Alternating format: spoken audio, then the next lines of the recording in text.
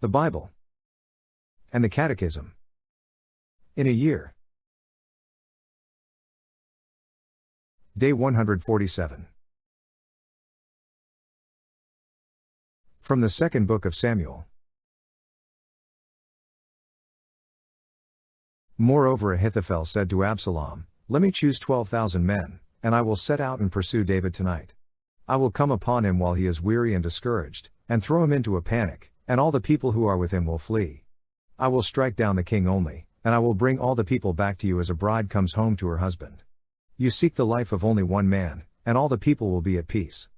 And the advice pleased Absalom and all the elders of Israel. The counsel of Hushai. Then Absalom said, "Call Hushai the Archite also, and let us hear what he has to say." And when Hushai came to Absalom, Absalom said to him, "Thus has Ahithophel spoken, shall we do as he advises? If not, you speak." Then Hushai said to Absalom, "This time the counsel which Ahithophel has given is not good." Hushai said moreover, "You know that your father and his men are mighty men, and that they are enraged, like a bear robbed of her cubs in the field. Besides, your father is expert in war, he will not spend the night with the people.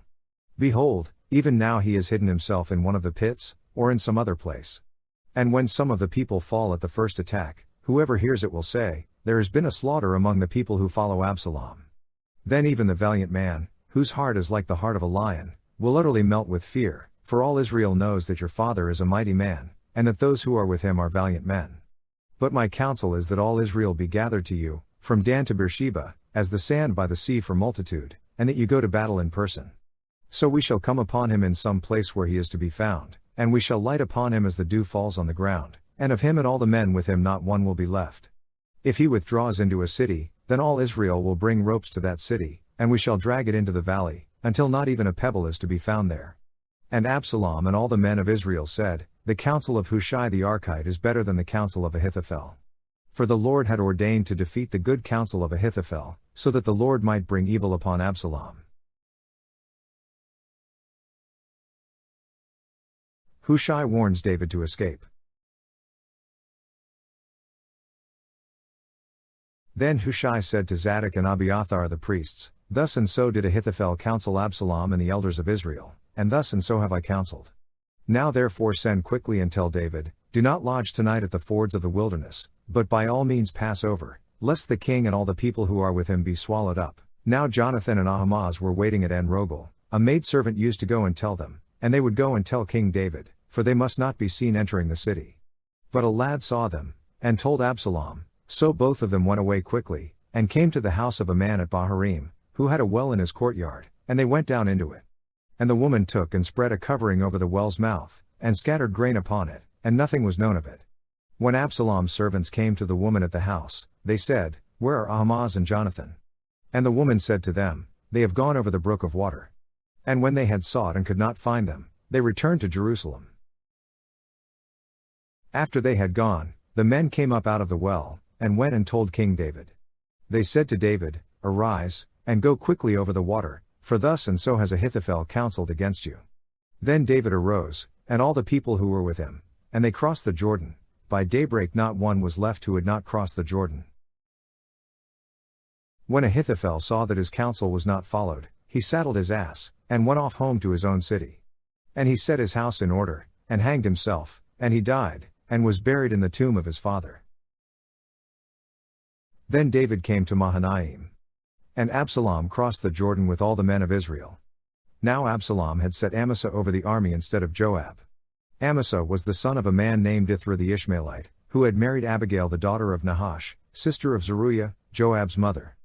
And Israel and Absalom encamped in the land of Gilead. When David came to Mahanaim, Shobi the son of Nahash from Rabbah of the Ammonites, and Machir the son of Amiel from Lo-Debar, and Barzillai the Gileadite from Rogelim, brought beds, basins, and earthen vessels, wheat, barley, meal, parched grain, beans and lentils, honey and curds and sheep and cheese from the herd, for David and the people with him to eat, for they said, "The people are hungry and weary and thirsty in the wilderness." The defeat and death of Absalom. Then David mustered the men who were with him, and set over them commanders of thousands and commanders of hundreds. And David sent forth the army, 1/3 under the command of Joab, 1/3 under the command of Abishai the son of Zeruiah, Joab's brother, and 1/3 under the command of Ittai the Gittite. And the king said to the men, I myself will also go out with you. But the men said, You shall not go out. For if we flee, they will not care about us. If half of us die, they will not care about us, but you are worth 10,000 of us, therefore it is better that you send us help from the city. The king said to them, Whatever seems best to you I will do. So the king stood at the side of the gate, while all the army marched out by hundreds and by thousands. And the king ordered Joab and Abishai and Ittai, Deal gently for my sake with the young man Absalom. And all the people heard when the king gave orders to all the commanders about Absalom. So the army went out into the field against Israel, and the battle was fought in the forest of Ephraim. And the men of Israel were defeated there by the servants of David, and the slaughter there was great on that day, 20,000 men. The battle spread over the face of all the country, and the forest devoured more people that day than the sword. And Absalom chanced to meet the servants of David. Absalom was riding upon his mule, and the mule went under the thick branches of a great oak, and his head caught fast in the oak, and he was left hanging between heaven and earth, while the mule that was under him went on. And a certain man saw it, and told Joab, Behold, I saw Absalom hanging in an oak. Joab said to the man who told him, What, you saw him? Why then did you not strike him there to the ground? I would have been glad to give you 10 pieces of silver and a girdle.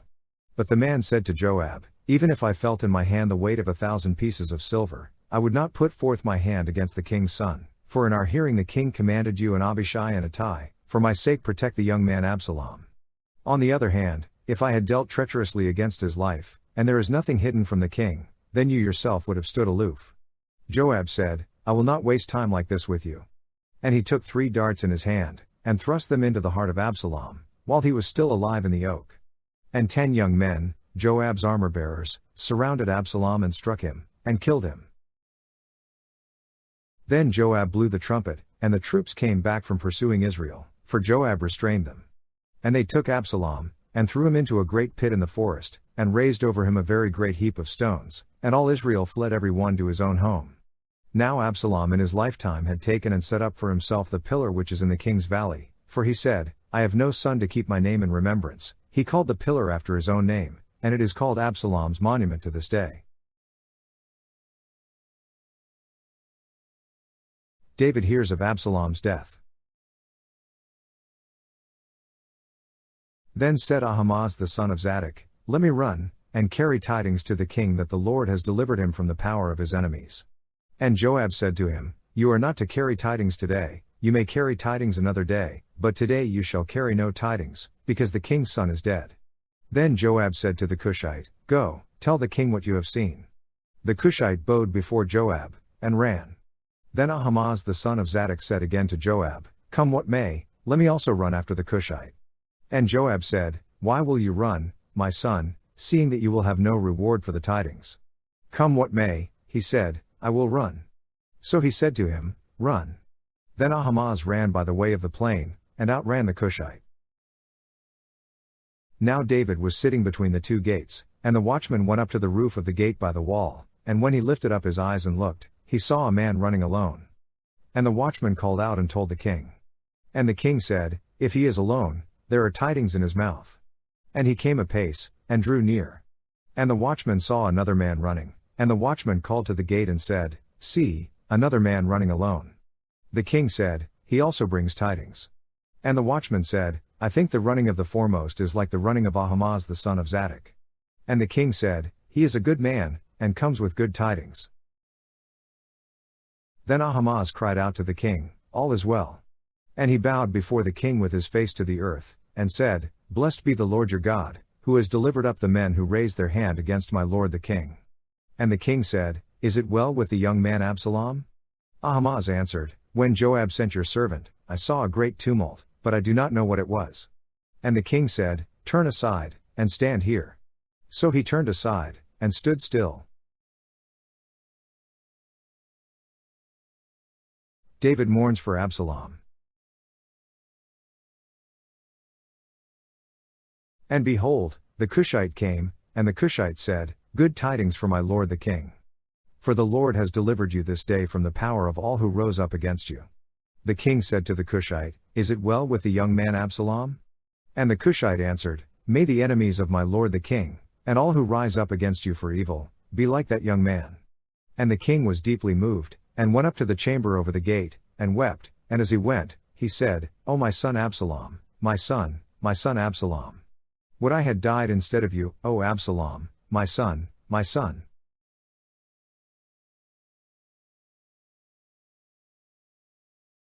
From the Book of Psalms. The inescapable God. To the choirmaster. A Psalm of David. O Lord, thou hast searched me and known me. Thou knowest when I sit down and when I rise up. Thou discernest my thoughts from afar. Thou searchest out my path and my lying down, and art acquainted with all my ways. Even before a word is on my tongue, lo, O Lord, thou knowest it altogether. Thou dost beset me behind and before, and layest thy hand upon me. Such knowledge is too wonderful for me. It is high, I cannot attain it. Whither shall I go from thy spirit? Or whither shall I flee from thy presence? If I ascend to heaven, thou art there. If I make my bed in Sheol, thou art there. If I take the wings of the morning, and dwell in the uttermost parts of the sea, even there thy hand shall lead me, and thy right hand shall hold me. If I say, Let only darkness cover me, and the light about me be night, even the darkness is not dark to thee, the night is bright as the day, for darkness is as light with thee. For thou didst form my inward parts, thou didst knit me together in my mother's womb. I praise thee, for thou art fearful and wonderful. Wonderful are thy works. Thou knowest me right well. My frame was not hidden from thee, when I was being made in secret, intricately wrought in the depths of the earth. Thy eyes beheld my unformed substance.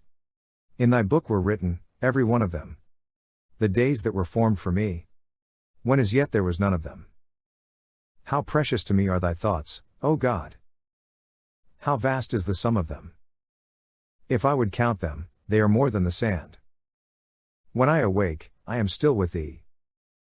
Oh, that thou wouldst slay the wicked, O God! And that men of blood would depart from me. Men who maliciously defy thee, who lift themselves up against thee for evil. Do I not hate them that hate thee, O Lord? And do I not loathe them that rise up against thee? I hate them with perfect hatred. I count them my enemies. Search me, O God, and know my heart. Try me and know my thoughts. And see if there be any wicked way in me, and lead me in the way everlasting.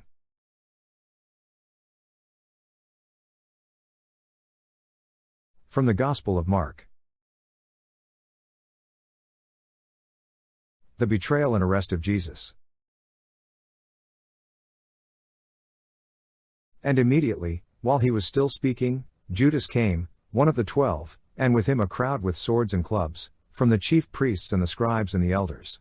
Now the betrayer had given them a sign, saying, The one I shall kiss is the man, seize him and lead him away safely. And when he came, he went up to him at once, and said, Master. And he kissed him. And they laid hands on him and seized him. But one of those who stood by drew his sword, and struck the slave of the high priest and cut off his ear. And Jesus said to them, Have you come out as against a robber, with swords and clubs to capture me? Day after day I was with you in the temple teaching, and you did not seize me. But let the scriptures be fulfilled. And they all forsook him, and fled. And a young man followed him, with nothing but a linen cloth about his body, and they seized him, but he left the linen cloth and ran away naked. Jesus before the council. And they led Jesus to the high priest, and all the chief priests and the elders and the scribes were assembled. And Peter had followed him at a distance, right into the courtyard of the high priest, and he was sitting with the guards, and warming himself at the fire. Now the chief priests and the whole council sought testimony against Jesus to put him to death, but they found none. For many bore false witness against him, and their witness did not agree. And some stood up and bore false witness against him, saying, We heard him say, I will destroy this temple that is made with hands, and in 3 days I will build another, not made with hands. Yet not even so did their testimony agree. And the high priest stood up in the midst, and asked Jesus, Have you no answer to make? What is it that these men testify against you? But he was silent and made no answer. Again the high priest asked him, Are you the Christ, the Son of the Blessed? And Jesus said, I am, and you will see the Son of Man sitting at the right hand of power, and coming with the clouds of heaven. And the high priest tore his mantle, and said, Why do we still need witnesses? You have heard his blasphemy. What is your decision? And they all condemned him as deserving death. And some began to spit on him, and to cover his face, and to strike him, saying to him, Prophesy. And the guards received him with blows. Peter denies Jesus. And as Peter was below in the courtyard, one of the maids of the high priest came, and seeing Peter warming himself, she looked at him, and said, You also were with the Nazarene, Jesus. But he denied it, saying, I neither know nor understand what you mean. And he went out into the gateway. And the maid saw him, and began again to say to the bystanders, This man is one of them. But again he denied it. And after a little while again the bystanders said to Peter, Certainly you are one of them, for you are a Galilean. But he began to invoke a curse on himself and to swear, I do not know this man of whom you speak. And immediately the cock crowed a second time. And Peter remembered how Jesus had said to him, Before the cock crows twice, you will deny me 3 times. And he broke down and wept.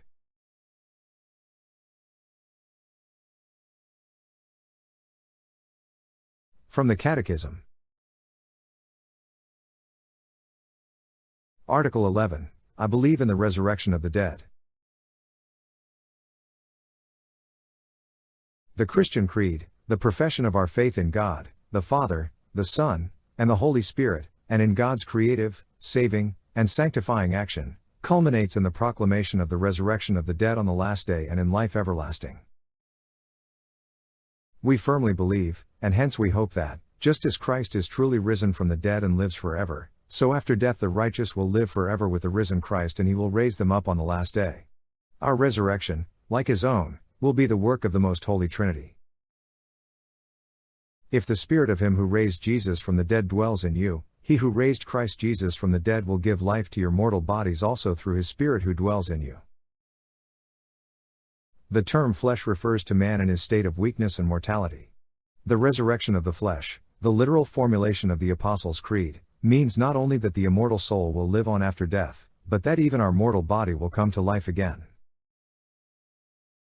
Belief in the resurrection of the dead has been an essential element of the Christian faith from its beginnings.